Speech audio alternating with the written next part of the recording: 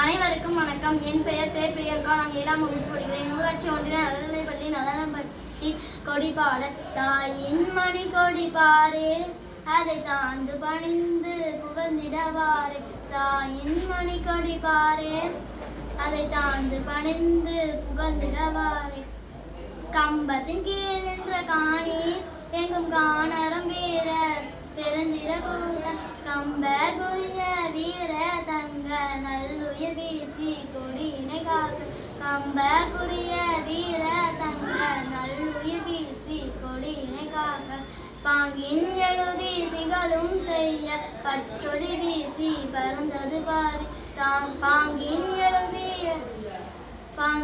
எழுதி திகழும் செய்ய பற்றொளி வீசி பறந்தது பாரி. தாயின் மணி கொடி பாரி, அதை தாழ்ந்து பணிந்து புகழ்ந்திடவாரி.